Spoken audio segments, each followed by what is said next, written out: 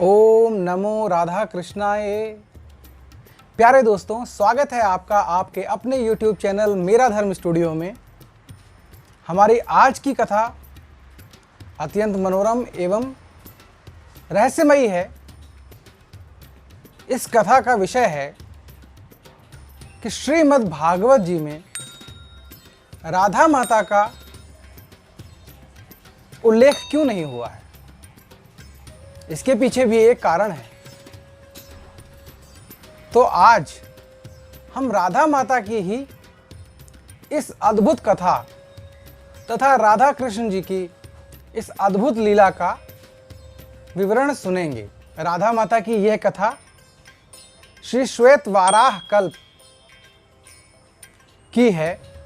जैसा कि हम सब जानते हैं कि अलग अलग मनवंतर में अलग अलग कल्पों में देवी देवताओं की कथाएं बदलती रहती हैं।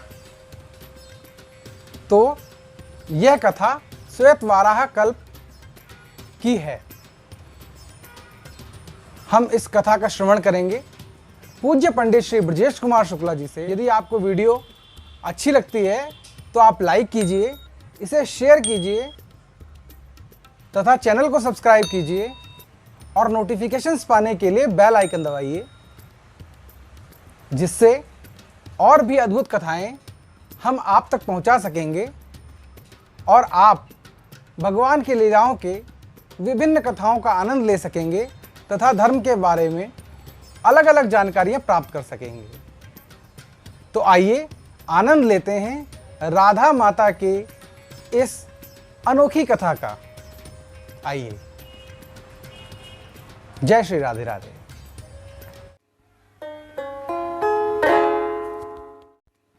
गजाननं भूतगणादिसेवितं कपेत्थजम्बूफलचारुभक्षणम् उमासुतं शोकविनाशकारकं नमामि विघ्नेश्वरपादपङ्कजं।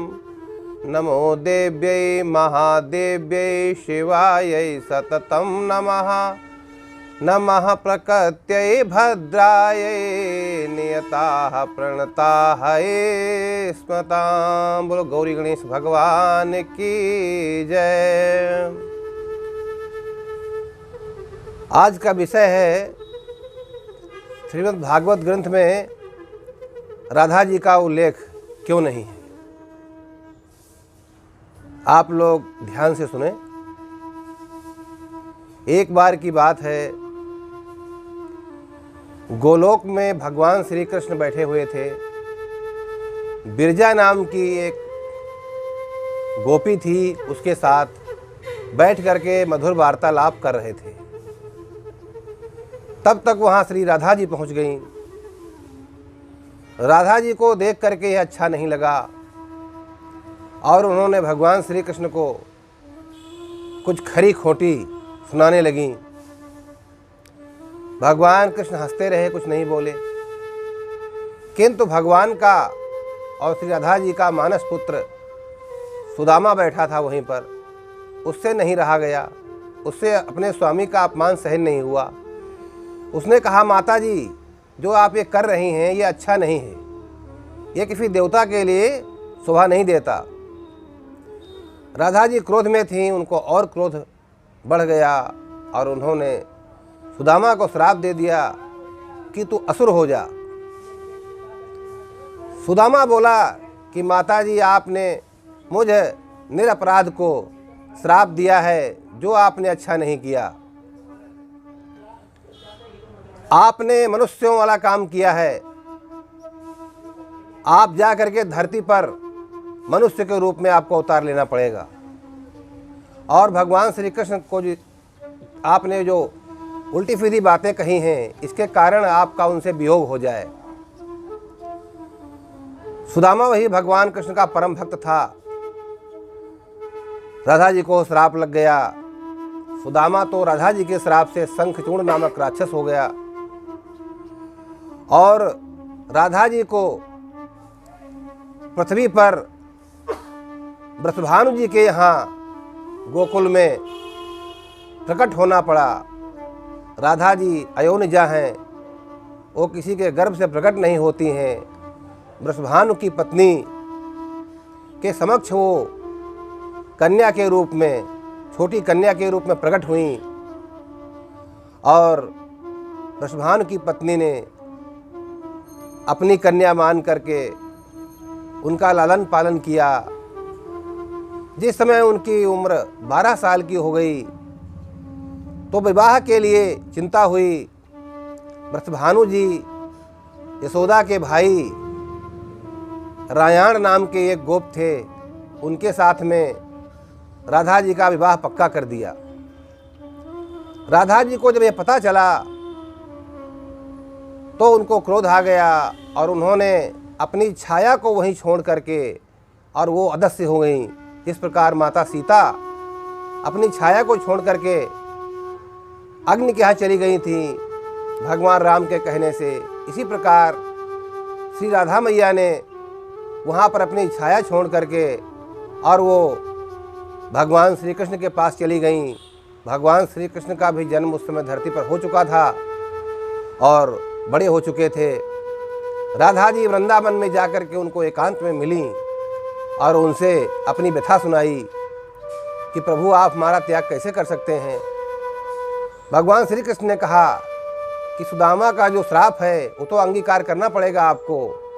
हम गोपनीय तरीके से आपका विवाह कर लेते हैं अपने साथ में, किंतु प्रत्यक्ष रूप में आप हमारे साथ में नहीं रह सकती हैं, अन्यथा उसका श्राप निष्फल हो जाएगा, जो नहीं होना चाहिए।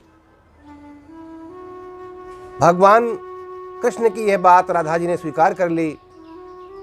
ब्रह्मा जी 60,000 वर्ष से तपस्या कर रहे थे राधा जी के दर्शन के लिए।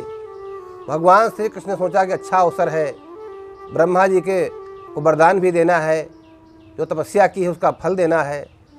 भगवान श्री कृष्ण ने ब्रह्मा का आवाहन किया। ब्रह्मा जी प्रकट हुए और उनसे कहा श्री राधा जी आपके सामने हैं, आप इनके दर्शन कर लें, जिसके लिए आपने 60,000 वर्षों तक तप किया। भगवान ब्रह्मा बहुत प्रसन्न हुए और भगवान श्री कृष्ण के कहने पर उन्होंने विधि विधान से वृंदावन के एक एकांत स्थान में राधा जी का कृष्ण भगवान से विवाह संपन्न करवा दिया। और इसके बाद में राधा जी कृष्ण भगवान के वक्षस्थल हृदय में समा गईं, प्रत्यक्ष रूप में वो नहीं रहीं।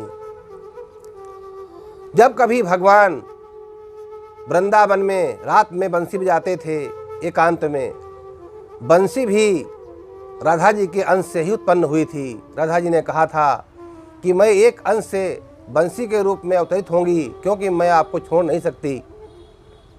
भगवान ने राधा जी की ये बात स्वीकार की थी, इसलिए बंसी का रूप भी राधा जी का ही था। बंसी बजाते समय जो ये कहा गया है कि सारी गोपियाँ वहाँ पहुँच जाती हैं भगवान कृष्ण के पास बंसी बजते ही, ये बात सत्य नहीं है। भागवत में आप लोग बारीकी से अध्ययन करेंगे तो उसमें लिखा है कि भगवान जब बंसी बजाते थे रात के समय 12 बजे, उस समय सारी गोपियाँ अपने घरों में थीं और वो दरवाजे बंद हो चुके थे, कोई भी गोपी घर से नहीं निकलती थी। भगवान कृष्ण को गोपियाँ प्रेम करती थीं, किंतु उनकी आत्मा ही पहुँचती थी वहाँ पर जहाँ पर रासलीला होती थी। गोपियाँ कभी स्वयं नहीं गईं वहाँ पर। भगवान कृष्ण ने लीला करने के लिए राधा जी को एकांत में प्रकट करते थे और अपने शरीर से बहुत सी गोपियाँ प्रकट करके और रासलीला किया करते थे। ये भगवान की लीला थी। तो प्रत्यक्ष रूप में राधा जी ने कोई लीला नहीं की, इसलिए व्यास जी ने श्रीमद् भागवत में राधा मैया का कोई जिक्र नहीं किया, क्योंकि प्रत्यक्ष में जो लीलाएं होती हैं वही दृश्य में आती हैं और वही लिखी जाती हैं। राधा जी भगवान श्री कृष्ण के साथ में गोलोक में नाना प्रकार की लीलाएं किया करते हैं। वहाँ पर भी वृंदावन है, गोकुल है, निधि वन है, ये सब गोलोक में है। भगवान श्री कृष्ण ने वृंदावन को अपने गोलोक से ही धरती पर उतारा था, इसलिए वृंदावन श्रेष्ठ कहा जाता है।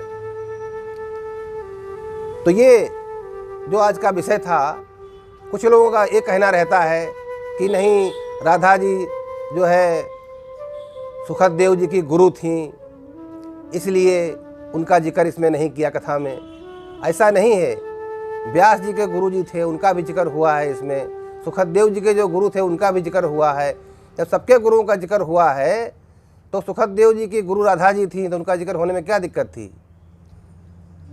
ये विषय अलग था, ये विषय था क्योंकि प्रत्यक्ष रूप से राधा जी ने वृंदावन में कोई लीला की ही नहीं। अप्रत्यक्ष रूप से जब कोई नहीं होता था, भगवान कृष्ण और राधा ही अकेले रहते थे वहाँ पर, और भगवान कृष्ण अपने द्वारा एको बहुत श्यामा सूत्र जो है कि भगवान श्री कृष्ण जब चाहते हैं एक रहते हैं, एको ब्रह्म द्वितीयो नास्ते, और जब चाहते हैं तो एको बहुत श्यामा, एक से वो अनेक हो जाते हैं। तो उन्होंने जितनी भी लीलाएं वृंदावन के रात में 12 बजे के समय जो की हैं वो सभी अप्रत्यक्ष रूप से की हैं।